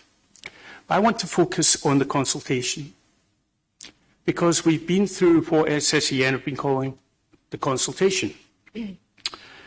Let me just quickly, if I may, just say my experience of that consultation. At the community meeting here, we were told that there was a visualisation project, so you could see what it would look like from your house. October 21, I wrote to the community liaison manager and asked for such pictures to be taken from Succoth, the houses at Succoth, plus Succoth Railway Cottage. So we needed 2 pictures. No answer. Early 22, I rewrote to the community liaison saying, copy my previous email, please could you get someone to contact me? No answer. March 22, I telephoned SSEN. I was unable to speak to the person, but I did leave a message. This is not consultation. To this day, no pictures, no reply even to my 3 contacts. So we need to ensure that the Section 37 application is refused and they go back to the drawing board, guys. It really is embarrassing that when we've heard tonight about what you're doing in other areas here, that you're planning and putting a second line of pylons through here. We want to see proper costings for undergrounding. They've never been available. And from a previous community meeting, that last meeting I was at with SSEN, I did ask a couple of questions at that, and my distinct impression was that while undergrounding could indeed be carried out, it didn't offer shareholder value. And that's the key here. So, and that's the value that our colleagues at SSEN are committed to providing, but it's not going to work for us. So I also feel that those alternatives that we've heard about tonight have not been fully discussed, you know, the rerouting, the undergrounding, and I still don't understand why undergrounding is not a feasible option. Consultation process refers to a meeting with a project team, local community, in January 2018. No potential options are referred there. No details given as to the nature of the constraints which led to the conclusion that a preferred alignment for an overhead line was favoured. How did you come to that conclusion, SSEN? We don't know. And then, during 2019, the project team maintained and carried out feasibility studies in undergrounding, but due to the high risk of environmental pollution and engineering challenges, this was then ruled out. No specification provided as to these environmental risks, these engineering challenges, or the relevant costings for each option. And as a community, we don't just accept it, we demand it. You cannot go ahead with this without actively engaging with us. So, furthermore, despite overwhelming local opposition to the overhead lines in Dalmally, 91% of people here, you went on to this preferred routing. This is your preferred routing, your shareholder value routing. And it really cannot go. I mean, it really, you look at that primary school over there, I'm not sure any of you would put your kids into it with those pylons going through. Consultation process failed to properly engage with the real issue as to why undergrounding is not feasible, nor why an underwater route via Lochy couldn't be given proper consideration. Now, while it was carried out during COVID times, and I believe SSEN did what it could during COVID, virtual consultation in an area where many of the local population have poor broadband or no broadband is not on. Really, that really should have started afresh again. It was going to make meaningful engagement difficult. Numerous people advised the community we were all talking about were unable to access the virtual process. Community consultation requires more than paying lip service to the concerns of this community. So this 91% disagreed with the option that you favour, 91% of us, is hardly a ringing endorsement. And further consultation ought to have been carried out. So what I would ask then is that we need SSE to work with the community to find a better alternative solution here. Thank you very much.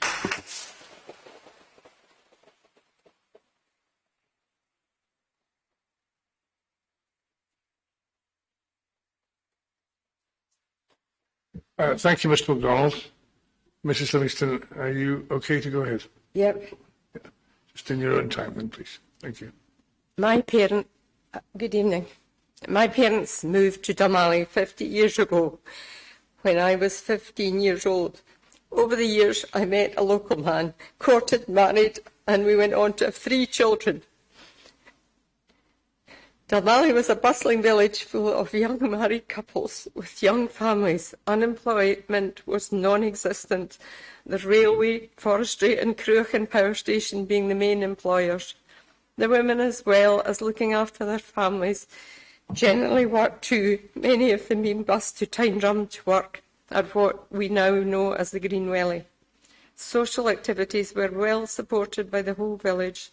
The local shinty team absorbed most of the youngsters, supported by their fit fathers and busy mothers. We even had a ladies' shinty team. Most weekends there was a dance or some social event, either in the village or within driving distance. Life was good in Dalmally and we really enjoyed it. At the moment, the existing pylons run from Cruachan past the village of Lochy into a switching station in Stramilligan, recently quietly upgraded to a massive eyesore. The pylon then runs along the back of the crofting community across the River Orchy and cuts their way straight through the heart of Dalmally village, out the other side onto Brackley and past the settlement of Succoth. Though Dalmally was such an alive village, sadness was never far from someone's door. Cancer was and still is the word on everyone's lips if someone becomes seriously unwell. I worked in Glasgow area during the week at the time, and one mother of 3 very much in a... Sorry.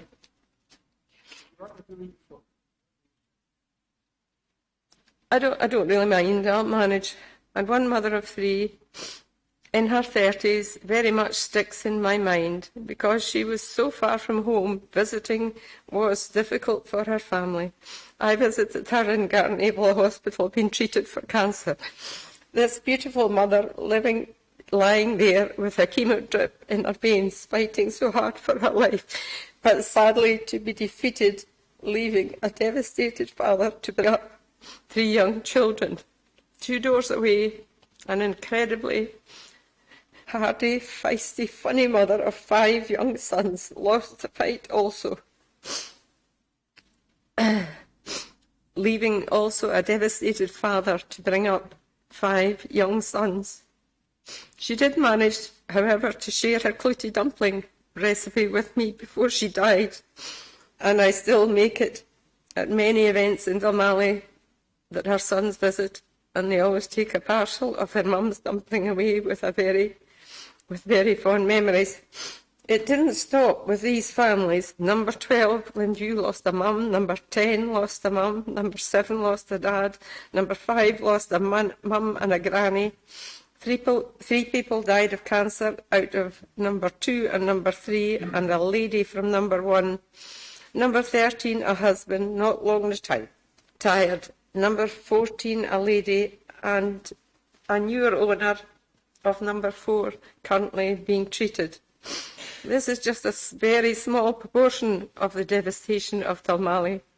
Very few houses in Glenview were not affected, either as young parents or later in life. The close-knit community, a good school and plenty of recreation was a godsend to these families. And though they struggled through their sadness, I don't know one of these children who didn't go on to be strong, successful, capable, good people. It really never stops, and though it's argued that there is no hard evidence that these power lines cause serious illness amongst people, it also has never been proved it doesn't affect their health. In the last 2 months, there have been 2 deaths, both having lived under the pylons in Dalmally, ready to enjoy their retirement. One man had just built his dream bungalow and only got to live in it weeks. One of the things that saddens me is that a lot of youngsters moved away to find work and are now starting their own families, and they remember the village as it was and the good upbringing they had, despite so many of them losing their parents. Along with other young people, 2 of my sons would like to come back and bring up their families here. Nothing would make me happier but the industrialisation of Dalmally. If the industrialisation of Dalmally is allowed to go ahead, I am terribly afraid for them and would really not want to encourage them. If we get 48 more pylon monstrosities skirting the top of the village, the new switching station at Crugdhu, and still the threat of another possibly huge switching station at the bottom of Succoth, plus the switching station we already have in Stramillichan. It turns Dalmally into an electrical industrial site. 20 years ago, my children lost their dad to cancer, and the pain of that never goes away. Pylons have affected our physical and mental health here for the last 40 years. The potential impact of this proposed development on our community's future, both mentally and physically, must be a key consideration in your recommendation to Scottish ministers. I plead with you to reject it.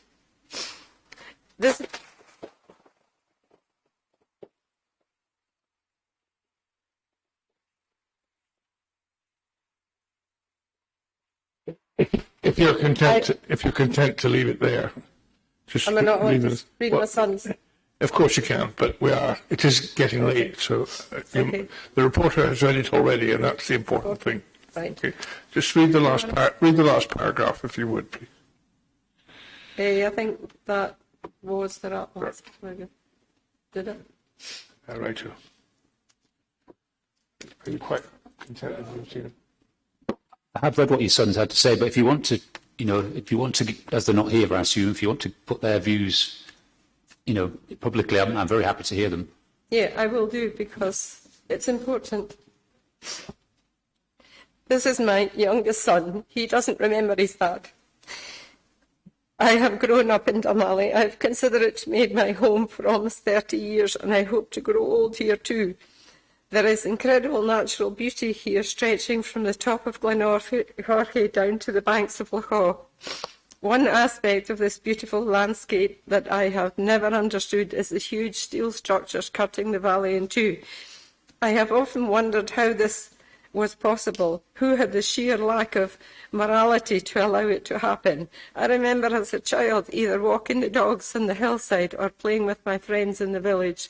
In both scenarios, I'd feel uneasy as I passed by the huge buzzing structures. It's heartbreaking that these pylons exist in our village. It's even more so that anyone would consider scarring our landscape again and putting myself and my neighbours at risk. This was from my older son, who lives in London at the moment. Having a young family, my love for the countryside and my longing to return to the Dalmally area are deeply entwined. The expansive landscape, the tranquil beauty and the sense of openness that made this my childhood home holds a special place in my heart. I yearn for my children to experience the same sense of wonder and connection to nature that Dalmally offers. Growing up in this picturesque village, I was fortunate to have the countryside as my playground. Exploring hills, playing in the forests and rivers, and the fresh air were essential parts of my upbringing. These experiences shaped my appreciation for the natural world and instilled a desire to pass on the love to my children. Dalmally provided more than just natural beauty. It was a sanctuary of safety and security. The close-knit community where neighbours with families created a nurturing environment for children to thrive in a world where the pace of life seems to accelerate with each passing day. The simplicity and tranquility of Dalmally offers respite, allowing children to grow, explore and learn in an atmosphere of support and care. However, the looming threat of industrialisation and the potential intrusion of these new pylons cast a shadow over this reality. The encroachment of an electrical industrial presence would disrupt the very essence of Dalmally, as anywhere in rural Britain. The utmost care must be exercised by the companies charged with providing services and safeguarding our landscapes. This should not be about shareholders' bottom lines or bonuses. The ever-decreasing access to beauty and tranquility that nature offers should be cherished and protected. By allowing these pylons to encroach on this would be unforgivable, and it would deny my and many other children the chance to grow up in a place where they can freely explore, connected with nature, and feel the safety and security that comes with living in a close-knit community. That will be driven out by the cold metal structures that threaten us. With heartfelt conviction, I join my fellow community members in passionately pleading for the rejection of this proposed development. Let us protect and cherish the countryside of Dalmally, ensuring that future generations can experience the same wonder, joy and connection of nature that has shaped our lives. By safeguarding our rural haven, we can create a future where young families can flourish, explore the great outdoors and forge lasting memories in the embrace of a beautiful scenic countryside. I implore those entrusted with making decisions to understand the profound impact that growing up in a nurturing countryside community has on the lives of our families. Let us reject the further installation of pylons and preserve the natural splendour of Dalmally for generations to come. In doing so, we can cultivate a future where our children can embrace the wonders of the countryside, fostering their love for nature and creating cherished memories in a place they will forever call home. Thank you.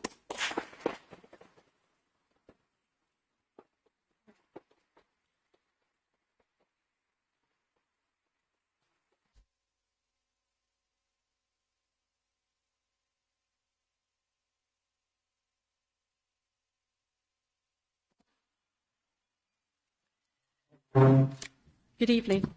I know I'm on last, so I'll try and read it quite quickly. The outcome of this inquiry is vital to the long-term sustainability of this community. Being part of it has also been a huge undertaking and a significant risk for a remote community of just over 600 people. I'll briefly cover both these points. My name's Sue Rawcliffe. I've lived here for 23 years. I currently chair the Community Action Group, which is taking forward our local community action plan. I'm a member of Glen, Lochy and Inner Shale Community Council and also No More Pylons. In common with all rural areas, our land is key to how we live, how we make our living, our history, how we play and see our future. When we consulted people before we developed our community action plan in 2021, some 52% of people highlighted the environment and heritage assets as things they liked best about this area. They spoke of amazing landscapes, hills, forests, lochs, and great mountain and water scenery. They said that they wanted to work to improve and make the most of it and not allow any further degradation. Others tonight have talked about the landscape and its impact on our well-being, our culture, and our heritage. I want to speak about its economic importance. Its importance to landowners, to tourism businesses, to attracting people to come to live here, encouraging our young people to stay, and we hope in greater numbers return. SSEN have highlighted the need to provide value for consumers and their choice of what they see as the most economic route. Their shareholder value, I fear, will be at the expense of our local economy. We're not NIMBYs. Dalmally has always welcomed developments when they have had a community benefit.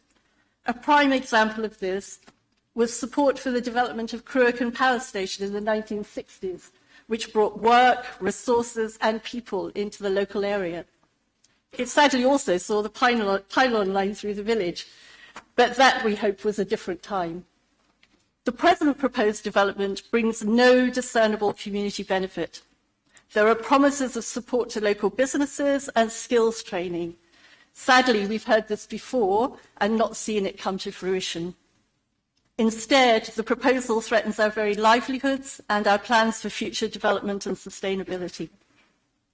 The line as currently designed will affect 11 landowners, admittedly some more than others, but all will see some reduction in the value of their land and negative impact upon their businesses. It will affect 3 of the few remaining working farms between Lochy and Tyndrum. For one that has been in the same family for some 180 years, 10 pylons could be built right through the heart of the farm, its main working area and productive part. In the construction phase, livestock numbers would have to be reduced. There would be significant disturbance which would impact on the welfare of both livestock and wildlife, and likely see a reduction in the value of any animals that could be kept. Once constructed, maintenance and inspections would see ongoing disruption with associated biosecurity risks and potential reduction in the number of livestock. This in turn will reduce the value of the land, weaken opportunities for future diversification, and impact on the farm's ability to meet with Scottish Government's proposed new compliance regulations to access future funding. The end result is a significant threat to the long-term viability of a current working farm, and no amount of compensation or mitigation can make up for the loss of a way of life. One of the visions for our future in the Community Action Plan is for us to be a recognised visitor destination in a beautiful scenic area, known for the wide range of outdoor recreation activities, its rich heritage and culture. Tourism businesses are a growing sector of the local economy. This proposal puts all of that at risk. People come to this area, as you've heard this evening, because of our wild landscapes and panoramic views. Some of these are already affected by electricity infrastructure, 29 pylons and a switching station at Stramilcan. This development will add a further switching station at Craigdhu and 48 pylons across the other side of Lochy, effectively encircling the area in transmission infrastructure. This will undoubtedly impact on visitor experiences and the desirability of the area as a place to live. In their EIA, SSEN argue that, quote, the proposed development would not introduce a wholly new or uncharacteristic element to the existing landscape conditions and would be seen in the context of other existing transmission infrastructure. The inference is that our landscape is already degraded and more will not make a significant difference. My argument is that as we already support significant infrastructure, every effort should be made to preserve what we have left so that we remain and continue to develop our community into the attractive place for visitors and locals alike we want and need for our future sustainability. We've not participated in this inquiry lightly. It's involved hundreds of hours of volunteer time by local people. It's an indication of our determination that we've managed to keep going since 2016 and pull together the professional team that have helped us make our case to you.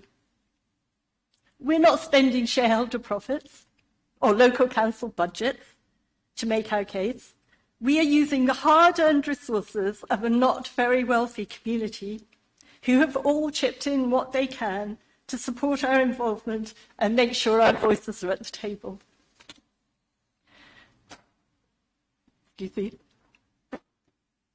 We would much rather have used this time and resources in a positive way.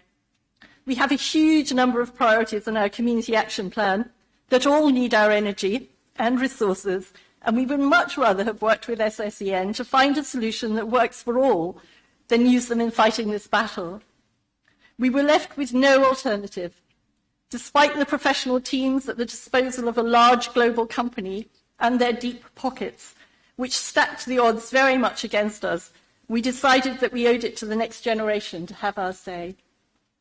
This carries huge risks for us, not only financially, but also, more importantly, in terms of community confidence and our willingness to get involved in the future. The proposal significantly threatens our future economic sustainability in key sectors such as farming and tourism, and weakens our efforts to grow our population. We've had 3 full days of discussion on visual impact, policy, possible alternative routes, and much emphasis on the easiest and most economic approach. There has been precious little about our community or our future. We are also a little fearful that our efforts may have been, especially to be suggesting that work will start on the line as originally planned in October. Sir, we trust that you will give us a fair hearing, and as you make your recommendations to Scottish ministers, you will bear in mind what this small, remote, fragile community of just over 600 stalls has at stake in this. Thank you for your attention.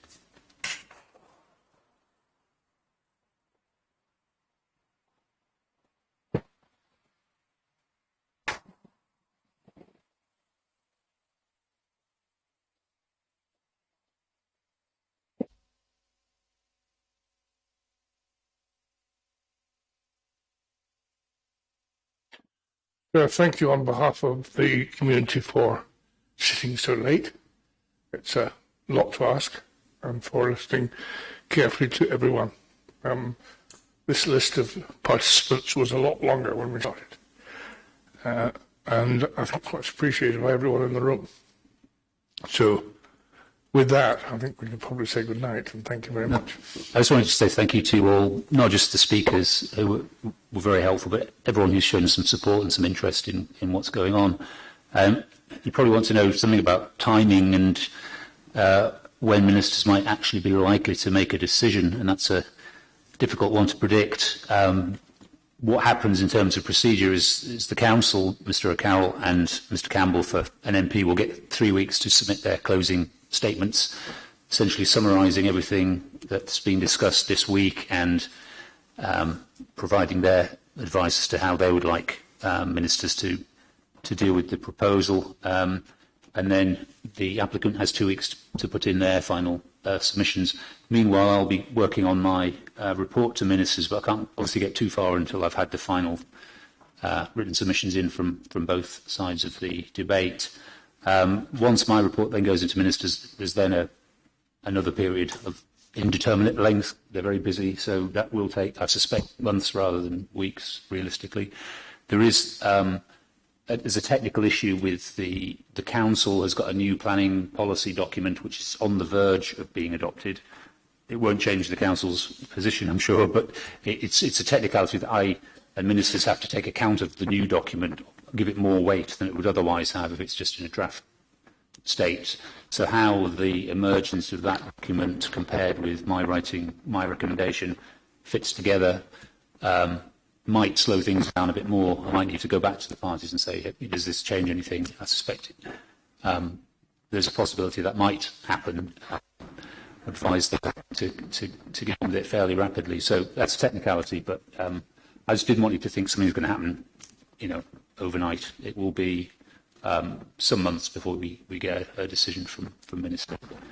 Thank you all very much. Thank you for such a wonderful venue, for fantastic coffee as well.